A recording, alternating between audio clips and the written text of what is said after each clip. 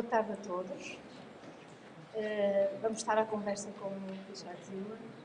Bem-vindo à Faculdade de Engenharia. Todos saberão, mas eu vou fazer uma breve resumo biográfico do Richard. Richard nasceu em Nova Iorque em 1956, está radicado em Portugal, no Porto, desde os anos 90. Lecionou jornalismo na Escola Superior de Jornalismo e depois na UP, no Porto. Tem dupla nacionalidade, desde 2002, americana e portuguesa, e já publicou 10 romances, uma coletânea de contos e 2 livros para crianças. Há poucos dias, há mais ou menos um mês, chegou às livrarias a sua última obra, um policial, chamado Sentinela. Eu vou começar por uma nota pessoal que dá alguma... que os organizadores destes eventos vão gostar. Eu comecei a conhecer a obra do Richard a partir das sugestões de um clube de leitura que aconteceu antes de umas férias de verão, em que o Alexandre Quintanilha nos deu várias sugestões de férias para ler. Uma delas era O Leitor e a segunda, que eu segui, e ainda bem, foi Meia-Noite ao Princípio do Mundo. Foi um livro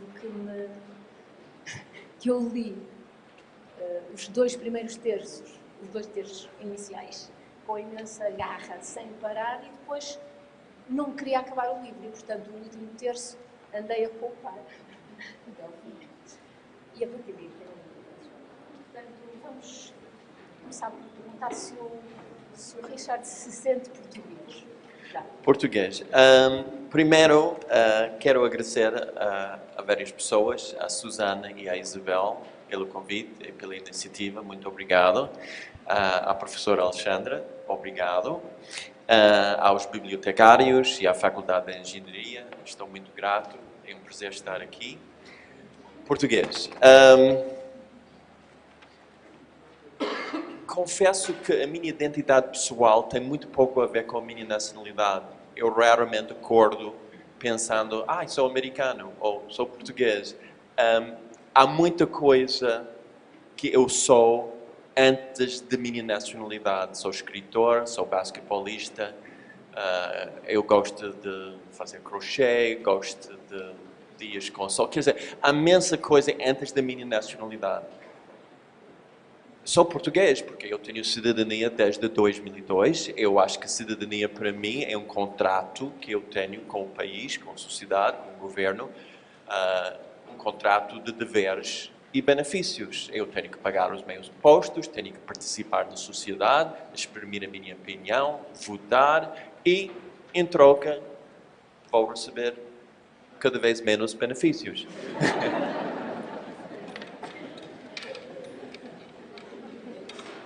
Sim. Quando é que o Richard soube que ia ser escritor?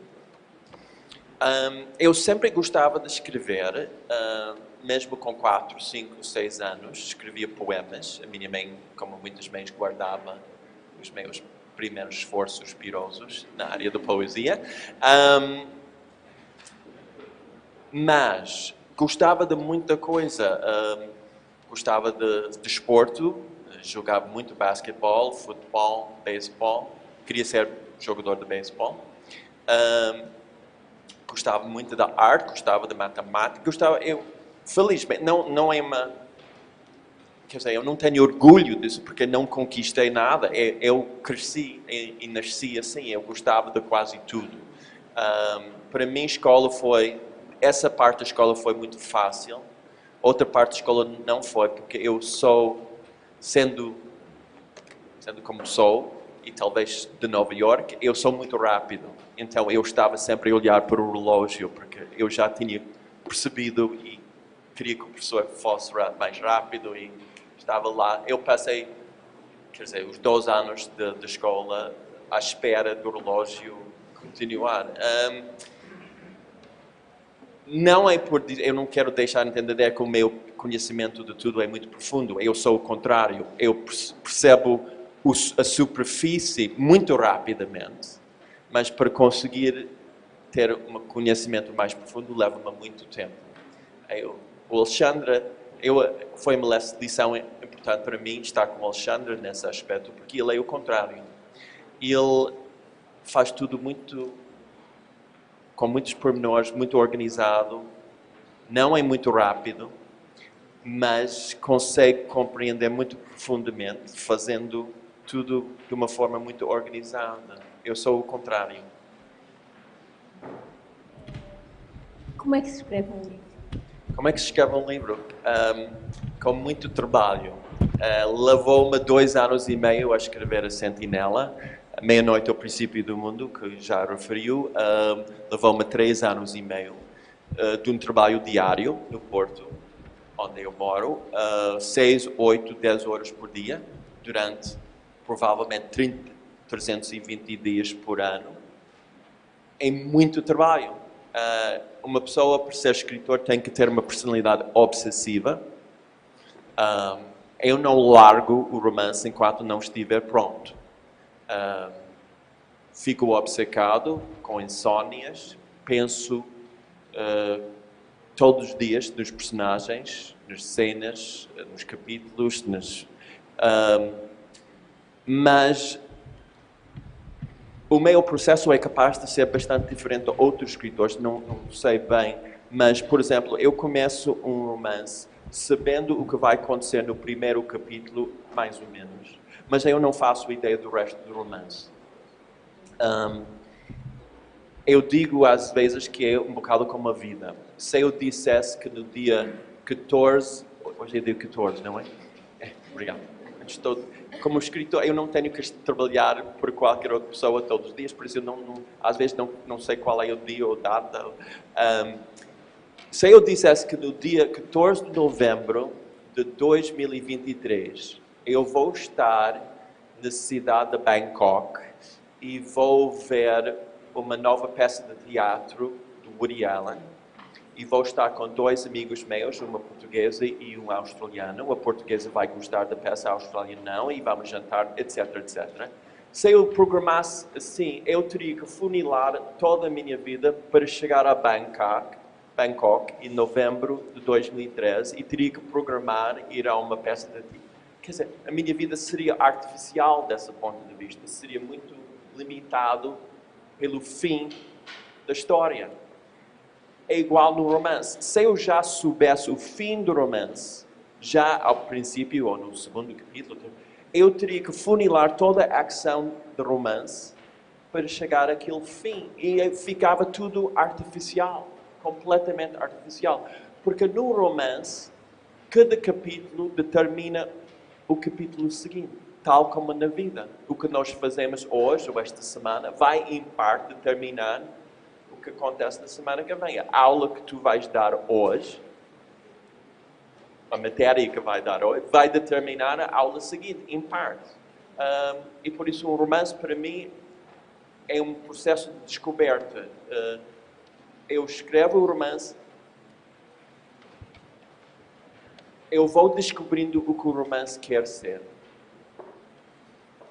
Muito bem, era mesmo isso que eu queria que o Richard dissesse, porque pediram para tentar estabelecer um paralelismo entre a escrita literária e a escrita científica. Eu aqui faço, não com a escrita, mas com a descoberta científica. Parte,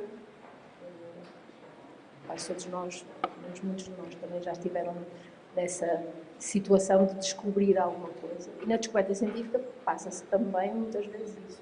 Nós às vezes pensamos que o fim vai ser e muitas das descobertas científicas vieram por acaso. Portanto, aí há um ponto comum. Já na escrita científica, talvez nós vamos contar uma história que se passou, portanto, de certa forma, há um início, um desenvolvimento e um fim, que nós já sabemos. No entanto, se calhar também há criatividade ao contar. Sim, eu só por acaso, por ser casado com um cientista, eu tenho bastante experiência em ler papéis e artigos científicos há muitos anos. E há muita coisa que é diferente e muita coisa que é semelhante. Uma coisa que é semelhante é que uma pessoa tem que aprender a pensar.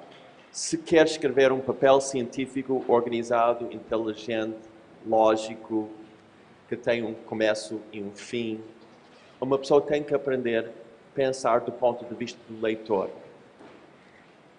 Tu tens que compreender o que vai criar uma confusão e o que é óbvio, etc. Da mesma forma, numa ficção, frequentemente tenho que parar e pensar, o leitor vai compreender o que estou a dizer aqui? Estou a dar informações de mais ou de menos?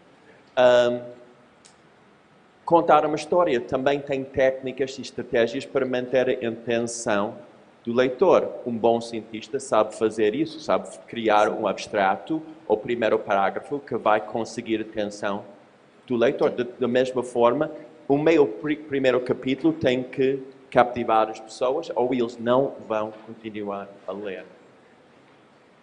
Tem um cientista tal como romancista, um bom cientista, utiliza a sua intuição e toda a sua experiência para criar teorias. Eu lembro-me do Alexandre um dia, ele não gosta muito de exercício físico.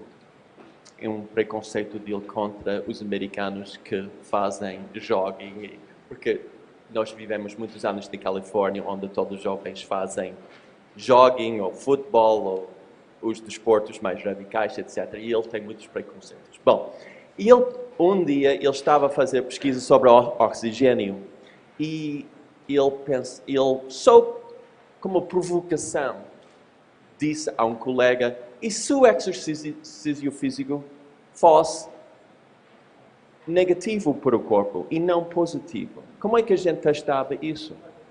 Então, eles conseguiram uma série de experiências para saber quais são os efeitos, quais são os resultados de exercício físico nas células. E ele chegou, eu não vou falar muitas das experiências dele, mas era um resultado da sua própria experiência e personalidade. Se ele não fizesse essa provocação, uma área de investigação para ele e para outros investigadores nunca teria sido desenvolvida. E há outra coisa em comum, que é a pesquisa que faz. O Richard faz muita pesquisa, percebe-se isso pelos seus romances históricos. Sim. Como qualquer cientista, tem que conhecer muito bem a literatura da sua área. Tem que ser um perito na sua área. E eu tenho que, para escrever sobre Lisboa 1506, como no último Cabalista de Lisboa, evidentemente, eu tinha que formar uma visão muito clara da roupa das pessoas, o que as pessoas comiam, como é que eram as ruas. Senão, como é que eu vou escrever um romance sobre esse período? Então, para mim, é uma atividade. Às vezes, eu leio romances históricos em que há, de facto, erros. Uma vez, uma amiga minha da Turquia, escritora, romancista, enviou-me um manuscrito dela, porque ela tinha traduzido para inglês e precisava de alguém para aperfeiçoar a tradução inglesa. E eu fiz isso. E tinha imensos erros. Por exemplo, a história decorria em Istambul em 1492. E as pessoas lá comiam batatas. Desculpa, batata é um tubérculo do Novo Mundo, que só chegava à Europa por volta de 1530 e 40. Bom, isso é só um exemplo. Irrita-me imenso. Eu sou um profissional, eu quero que o livro seja correto. Vamos passar agora para as personagens que cria. Elas ganham vida própria? Comandam o autor? Apaixona-se por elas? Sim. Quando eu começo o romance, eu não conheço bem os meus personagens. Tenho algumas ideias para eles, mas eu vou conhecendo os personagens à medida que vou escrevendo o livro. As características, o que eles gostam, não gostam. Eu não sei bem, porque a parte do processo da escrita é de facto magia. eu não sei bem como é que surge a personalidade de Henrique Monroe, que é o narrador deste livro. É uma consequência de toda a minha experiência. Uma vez que eu tenho uma vez que eu conheço o narrador do livro, por exemplo, é ele que determina, em parte, o rumo do romance. É tudo uma consequência. Eu sou um escritor não de enredos. Enredo é importante, obviamente, eu quero contar uma história, mas sou mais um escritor de personagens. Tudo no livro, a investigação policial neste meu novo romance é uma consequência da personalidade de Henrique, os seus problemas, o seu passado, os seus objetivos, desejos, relações com a família. O que mais me interessa como leitor são os personagens. Não é propriamente o enredo. Eu estou completamente farto de corridas de carros e aquelas cenas de sexo obrigatórias. Quando eu vejo isso na televisão, eu mudo de canal. Não aguento mais.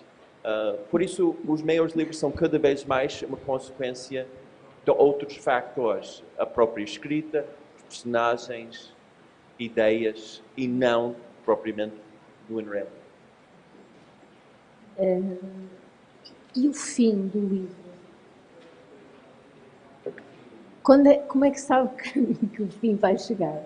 O fim. Quando é que sente que isso vai acontecer? Como é que se perspectiva o fim? Aqui? Obrigado. O fim do livro, eu começo a entrever eu acho que é o verbo pouco usado em português, mas acho que existe. Começo a entrever o fim do livro no meio do livro. Porque é curioso, é que, como eu estava a dizer, cada capítulo limita o que vai acontecer no próximo capítulo. É como nós. Quando nós nascemos, podíamos ser qualquer coisa. Podemos ser jogador de beisebol, engenheiro, bioquímica, arquiteto. Podemos viver na Califórnia, ou em Bangkok, ou na Austrália. As opções são ilimitadas. À medida que vamos vivendo, as nossas opções ficam cada vez mais pequenas. Agora eu tenho a vida que tenho. Eu não vou ser jogador de beisebol, nem arquiteto, nem pintor, nem modelo. Não vou viver na Austrália, não vou viver no Chile. Nunca vou ter capacidade de falar chinês ou russo. A minha vida é o que é. Isso, na minha opinião, cria a nossa crise de meia-idade. Tem outra história. Mas, por isso, à medida que eu vou escrevendo o livro, as opções para os personagens e para a história ficam cada vez menos. E eu começo a ver e compreender o que é que o fim vai ser no meio do romance. Pode mudar. Estou sempre a reescrever o livro, então muita coisa muda. Mas eu consigo visualizar o fim mais ou menos no meio.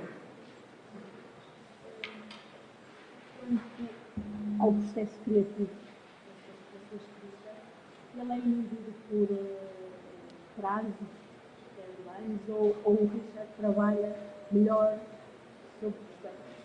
Não, eu não preciso de pressão, felizmente. Eu funciono muito mal sob pressão. Não gosto de pressão. Eu sou o contrário de muita gente. Qual é a palavra em inglês para uma pessoa que deixa tudo para o dia seguinte? Nem português. Não, mas há uma palavra em inglês. Mas não interessa. Bom, eu sou o contrário. Eu faço tudo com muita antecedência porque eu não quero ter a pressão e o stress de pensar amanhã eu tenho que entregar e não fiz nada. Então eu faço tudo com muita antecedência. Eu nunca precisava de pressão. É outra faceta da minha personalidade desde muito criança. Nunca ninguém tinha que mandar em mim. Antes, por contrário, eu gostava de trabalhar sozinho, pintar, cantar, aprender um instrumento, matemática. Eu fazia as horas que eu gastava em casa a fazer, aprender a fazer, tirar square roots, areias quadradas e praticar isso. Eu gastava semanas inteiras com aquilo. Eu não respondo bem a pessoas em cima de mim, professores ou outras pessoas. Eu gosto de trabalhar ao meu ritmo, sozinho. Eu sou um bocado esquisito porque eu não aguento reuniões. Sou o contrário, eu não aguento reuniões. Porque eu tenho que fazer tudo ao meu ritmo. Talvez seja muito egoísta. Eu quero fazer ao meu ritmo, eu não quero... Porque nas reuniões cada pessoa tem que falar e ouvir a sua própria voz, mesmo se não tivesse nada a contribuir. E eu não aguento isso, porque eu estou a pensar continuamente, este tipo está a falar 15 minutos, eu podia estar em casa a escrever. Se ele continuar, eu vou tirar o cabelo todo.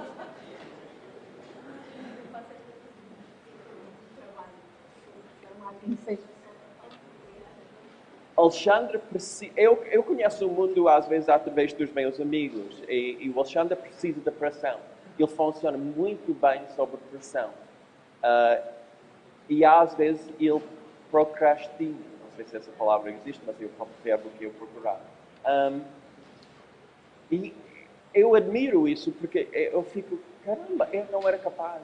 Não era capaz de resistir àquela pressão que ele resiste. Somos diferentes. Somos diferentes. Ainda relativamente à proximidade ou não entre o processo criativo na ciência e na literatura, depois-me ouvir a palavra insónia. Sim. Sofre de insónias criativas. Sim. Alguns de nós temos isso. Isto é, em certas alturas não se consegue desligar o cérebro porque há ali qualquer coisa, uma equação que não se consegue perceber. Acontece frequentemente porque, como eu escrevo o livro sem ter um esboço do romance, eu chego a uma cena, uma determinada cena, os personagens estão a fazer isto e não sei o que vai acontecer, não sei como é que eles vão resolver um problema ou como é que eles vão continuar e vão divorciar-se, vão zangar-se, vão fazer paz. Eu não faço ideia. Então, às vezes, eu tenho que parar e colocar-me na pele dos personagens e compreender, prestar muita atenção a eles, o que é que eu na pele da outra pessoa, o que é que eu faria nesta circunstância? Eu vou gritar com a minha esposa ou eu vou fazer pazes? Eu vou sair da casa e bater a porta ou vou pedir desculpa? Quer dizer, eu tenho que estar no corpo da pessoa. E isso, às vezes, nem sempre, às vezes leva tempo. É como um actor. Leva tempo, às vezes, a Meryl Streep ficar na pele de uma imigrante polaca nos Estados Unidos. Nós não combinamos nada disto, mas as nossas respostas e as minhas perguntas são muito entusiasmadas. E quando li o seu livro de fato mergulhei no livro, houve o problema do transtorno dissociativo.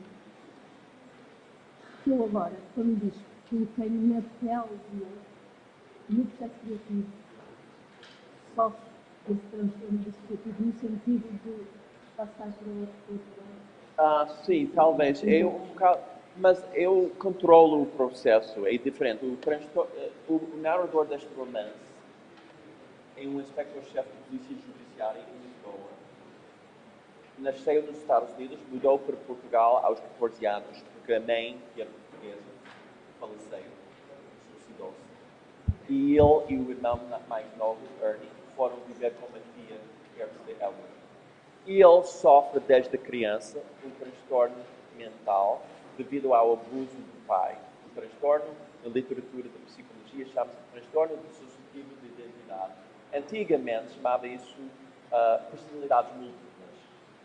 E numa fração de crianças muito abusadas, eles desenvolvem uma segunda personalidade, uma espécie de alter ego, que consegue lidar com a violência melhor. Nós sabemos que as crianças não têm as defesas psicológicas, nem as defesas físicas para lidar com muita violência. Agora, poderia, não, eu não pensei nisso, mas poderia ser uma metáfora um bocado para o processo de escrita. Eu tenho que estar na pele de outra pessoa para compreender o que ela vai fazer durante o livro. Tive essa discussão Sim. Pode ser. E vamos nos centrar agora nesta obra. Ok. Há uma pergunta que se impõe fazer, que é os pontos comuns entre Richard Zimmler e o Inspetor Moreau. Há pontos comuns? Nós nascemos nos Estados Unidos, crescemos lá, então temos um cérebro norte-americano. Os choques de cultura que eu apanhei nos anos 90, quando nós mudámos para Portugal, eram um resultado do meu cérebro norte-americano a chocar com uma outra cultura portuguesa. Eu cheguei a Portugal um bocado provinciano, porque eu pensava que todo mundo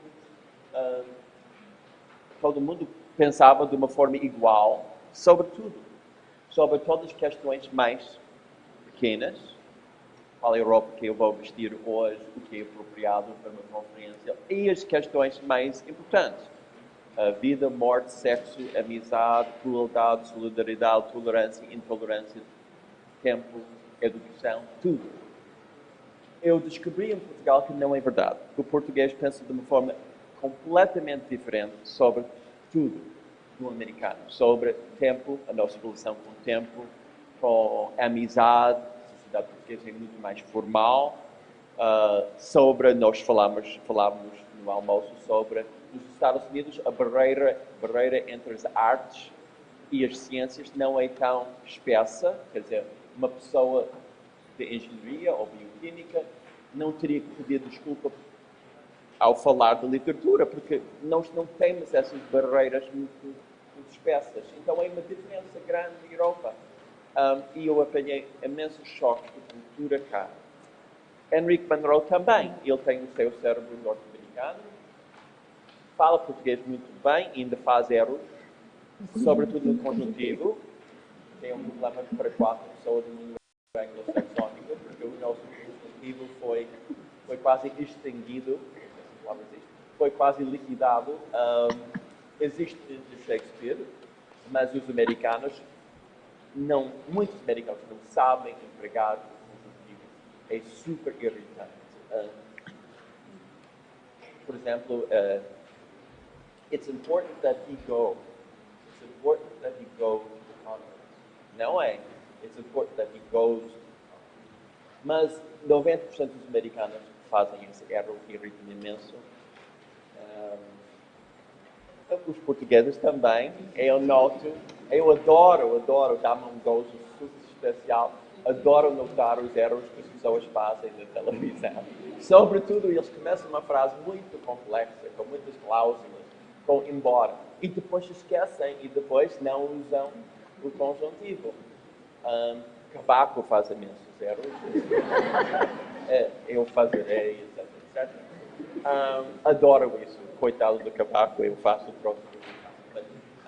É bom saber que também uma pessoa que nasceu em Portugal tem problemas. Mas Henrique também é muito diferente. Ele nasceu e cresceu numa zona muito rural, as montanhas rochosas. O pai era muito abusivo. A mãe era portuguesa, a minha mãe era americana. Ele tem um irmão mais novo. Sempre tinha que proteger o seu irmão mais novo. Eu não tenho. Então temos muitas diferenças e muitos pontos em comum, mas é uma pessoa que eu respeito muito, eu gosto muito. Eu também. Foi o seu primeiro policial? Qual é a sua experiência? Há maneiras diferentes de pensar sobre isso. Eu não sou capaz de escrever um policial normal. Por quê? Eu já mencionei que o enredo, para mim, não é uma entidade em si que vai determinar as personalidades dos personagens. Muitos policiais são assim. Há um assassinato e isso vai determinar o que acontece. Eu sou o contrário. A história é uma consequência dos personagens.